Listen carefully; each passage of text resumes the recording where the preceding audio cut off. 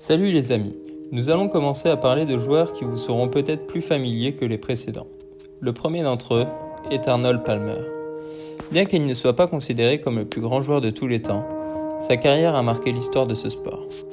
En effet, au moment où la télévision commençait à retransmettre les compétitions de golf dans les années 50, il était le joueur le plus en vue, et son charisme fit du golf un sport très populaire aux États-Unis. Surnommé The King, cet aspect fut encore renforcé par la concurrence qu'il entretenait avec son grand rival, Jack Nicklaus. Arnold Palmer va commencer le golf assez tôt, mais passera professionnel après avoir intégré pendant 3 ans les gardes-côtes américaines et terminé ses études en université. En 1954, à 25 ans, il va remporter l'US Amateur, ce qui va le convaincre de se lancer sur le circuit professionnel. Il gagnera dès sa première saison en 1955 et ce n'est qu'en 1958 qu'il enrôla son premier majeur avec sa victoire au Masters d'Augusta, cimentant sa position de leader dans le monde du golf.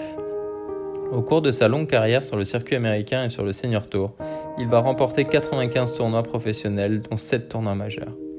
Il participera à 7 Ryder Cup qu'il va toutes gagner en tant que joueur et capitaine.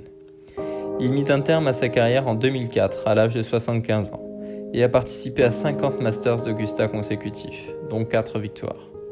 Avec ses deux amis mais concurrents Jack Nicklaus et Gary Player, ils vont former le fameux Big Three et dominer le golf mondial dans les années 50 et 60. Ce sont les premiers joueurs à signer avec un agent afin de mieux gérer leur image au moment de la médiatisation du golf dans les années 60. Arnold Palmer mourra le 25 septembre 2016 à l'âge de 87 ans et laissa en émoi l'ensemble du golfeurs du monde entier.